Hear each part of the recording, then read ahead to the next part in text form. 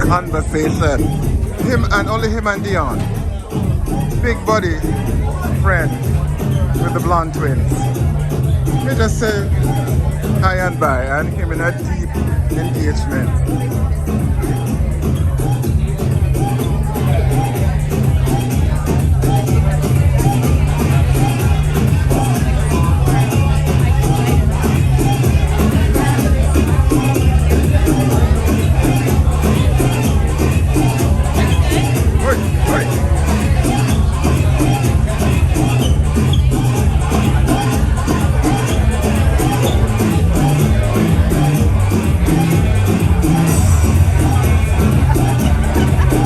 Talk about.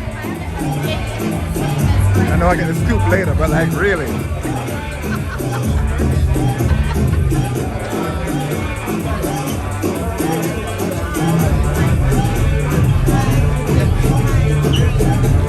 Yeah, let me go.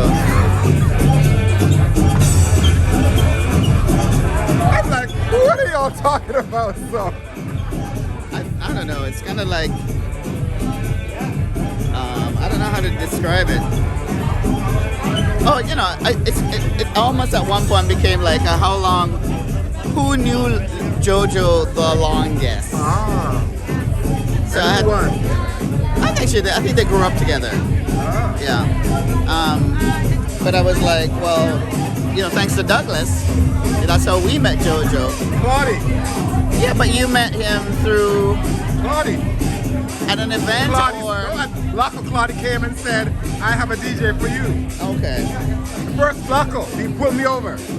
2000 or 99. 99, I think. The first one. Second one. Okay. And he said, I have a DJ for you. And then, Because she's from Montreal, yeah. but she lives here now. Who? Them? The one on the left. Oh, I is see. from Montreal. No, Of course. Yeah.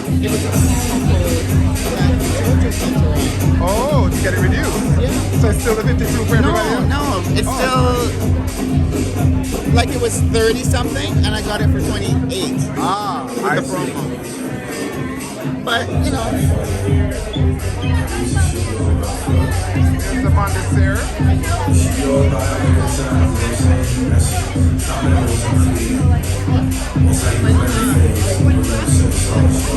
when you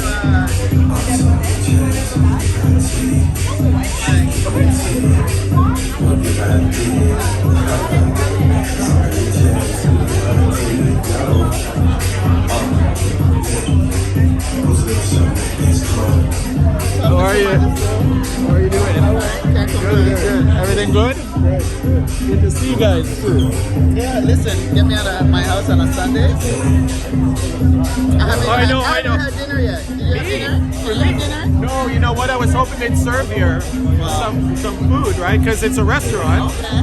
And I thought, and the menu's going to be a little different. Okay. You know, so I don't know. Like I gotta ask the question because otherwise I'm gonna skip out and grab something to eat.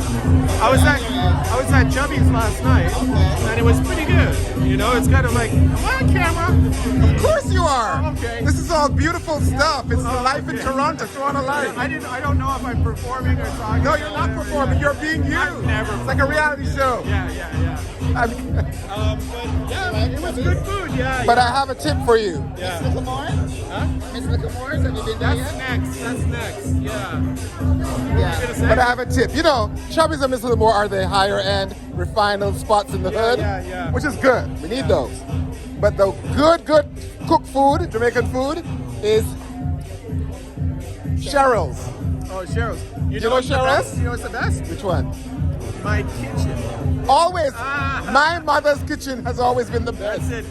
When I have a friend who works at she's a barista. Yeah. Says, what's the best oxtail? I said, my wife's oxtail is the best oxtail. I said, you have to have Scotch bonnet pepper. It has to be a Dutch pot. You have to simmer it. You have to forget about it. You know, because somehow or another you're gonna get a cut eye or a kiss teeth or something, right?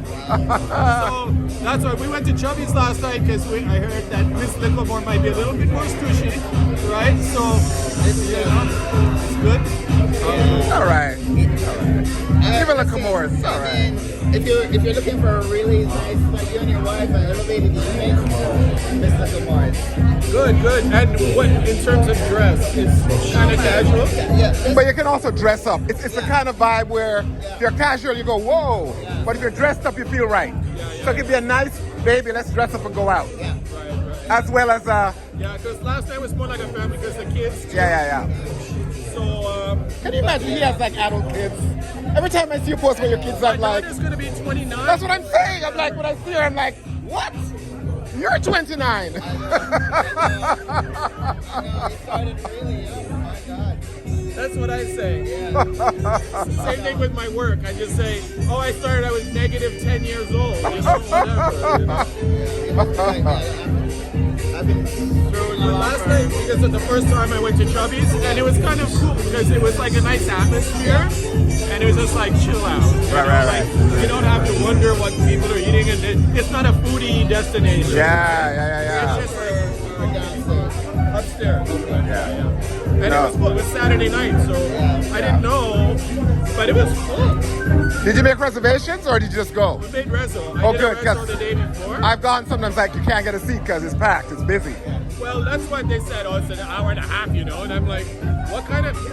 You expect us to be on time? It's a Jamaican family, you know. But anyway, it's like an hour and a half. But I thought, when I got there, I thought, whatever. But when I looked around later, I was like, damn, this place is packed out. Yeah, and always, every night of the week. The condos.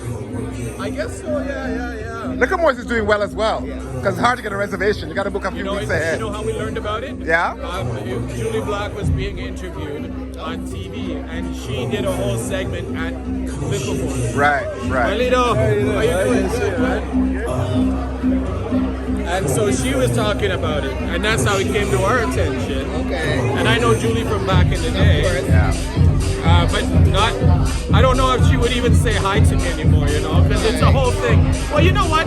People are more real, you know, like all those people are more real than, you know, but I never. She would say hi to you. Yeah, she would. She would. She's that girl. Because we did a couple parties. Yeah. She's that girl. And featured her on a couple of things. See, just because of this little clip, people know about Miss Littlemore's, they know about Chubby's and Julie Back. Julie and Bob and Hustle. Well, yeah, promo. Hot Bob Stepper. and Hustle. Carlos Fondesir. And I did see your thing on Keith Haring, by the way. Oh, did you? Yes, speaking of promotion, because I have a big Keith Haring piece in my basement. Damn. Because I used to do stuff when I was doing stuff at Harborfront. Yeah. Bruce, one of the guys from Harborfront at the time, went to the AGO. Okay. And so went to the AGO, and well, you may know they have like a big boardroom. I was like, wow, you know. So, but they couldn't raise up enough funds. I had good ideas, but they couldn't raise up enough funds to support it. Wow. I mean, that's the thing about the history we have and our holding. I'm waiting for that doc that captures that journey in Toronto. You know what? I always say that I'm a framework person, right? Authenticity. You have to be of the culture. Yeah. Right? Yeah. So which means you have to be of that period. But with Keith Haring especially, because he's gay art culture in New York City. And then I look at Basquiat and I went, DJ at Area, and I go, I used to go to Area, right, back in the day. And I wouldn't have never known these people. But you see how the whole art scene in New York City, the Warhols, the Keith Harings, and so on and so forth, and how mixed everything was. You see the Grace Jones and all that mixture, and now it's like two steps backwards. You know, it's not even like that anymore. It's like everybody's in a different lane. And I don't come from that. I don't understand it. But it just happened that way, you know. And even racially too, I see like the big pop stars back then and the big pop stars now. Like, okay, we get it. We understand R&B. We understand pop. We understand all of that stuff. As I look at some of these kids coming out of Korea, I'm like, that's Michael Jackson.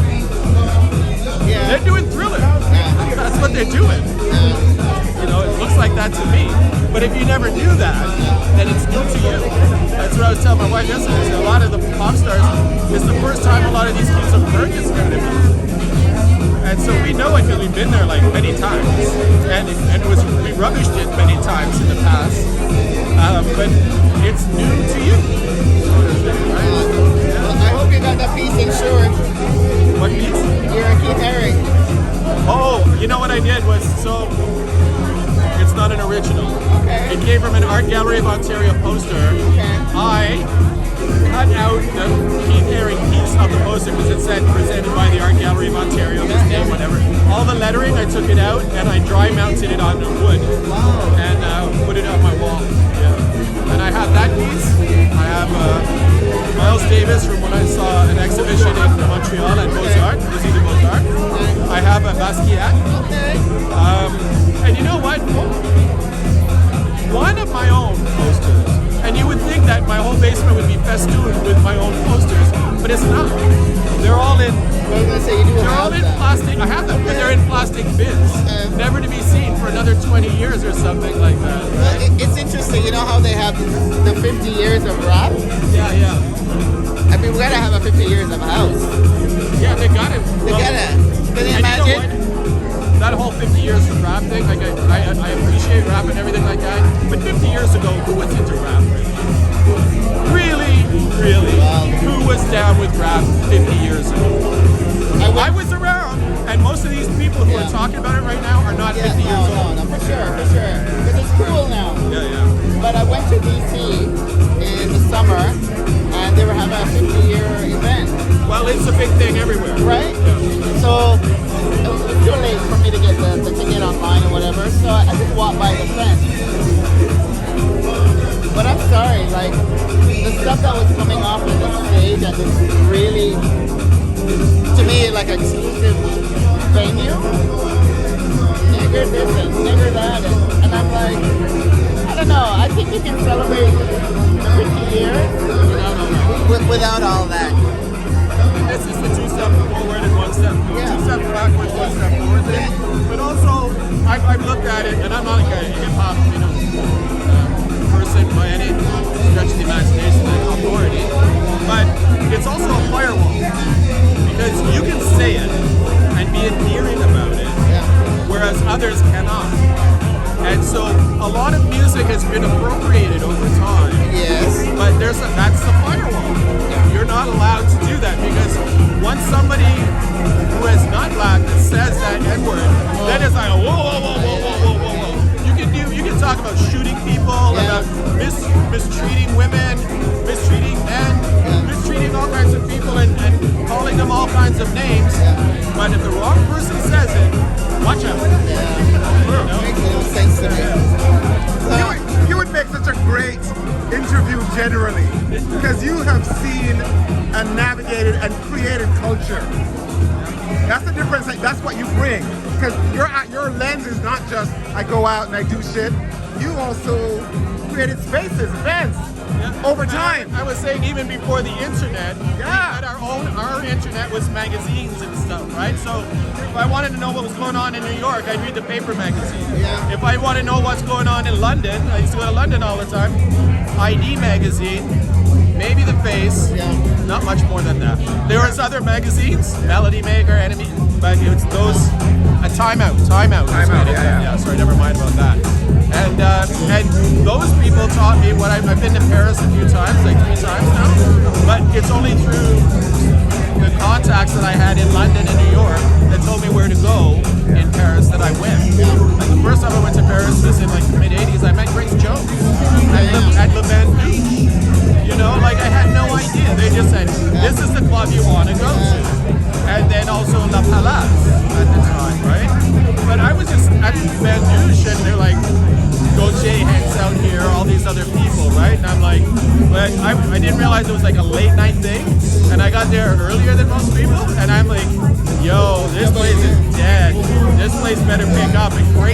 herself stood right next to me and said hi, and I'm like, this place just picked up.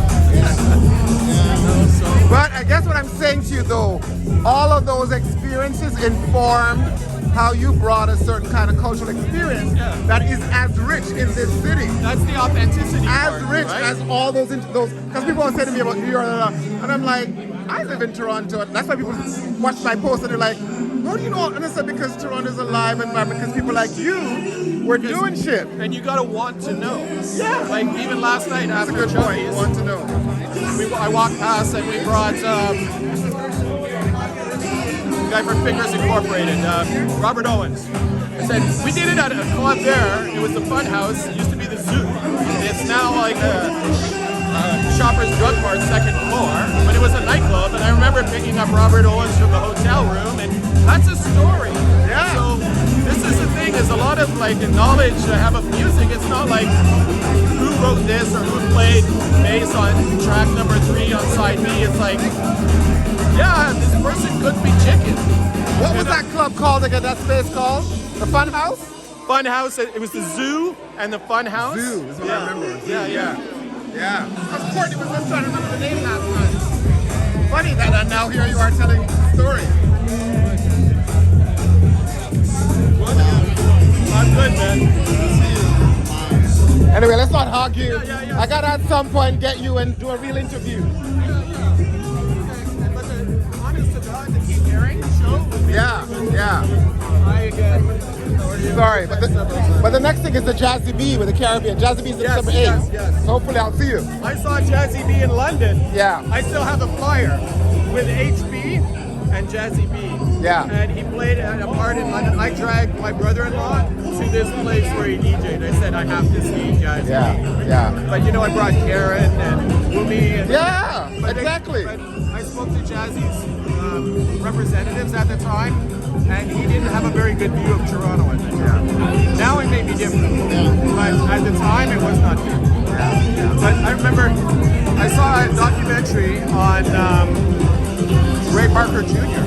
and just realized his history with Rufus, with Barry White, with Bosgag, with all of it, Motown, all of these people, right? And places. But it reminded me, because he was grateful about the Ghostbusters track. And I remember talking to Karen about it, and I said, you're going to play all the Soul to Soul stuff, right? She says, of course I am. Because without it, you know, this is amazing, right? Because some people don't want to play their songs at all, right? But some people are like, I like that attitude because it's like a grateful, it's like, without this is what made me famous. This is what gets me paid. It's what, you know, and it is enduring, right? Songs like that is still appealing to anybody who cares to hear it today. Good to see you guys. Stop talking! I have no more footage left. This is too good. I know nobody wants to follow all of that. It's like, oh, there goes Carlos running his mouth. No, they'll be like, more. So part 2 is coming. I'm gonna try to set up a time to formally do a thing.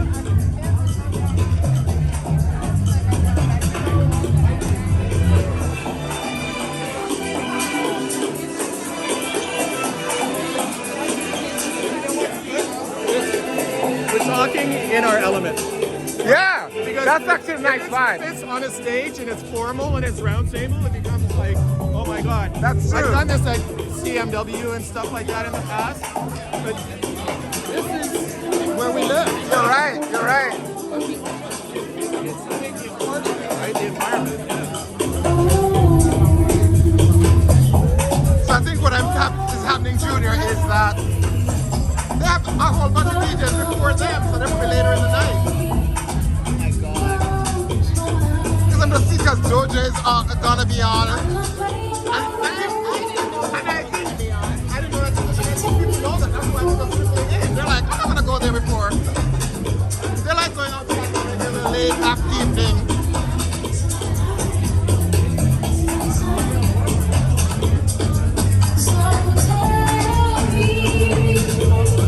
I like the space though. And you can tell some people have reserved tables. Yeah, they're water service. Yeah, and them to come here. Oh shit, I read somebody's I think so.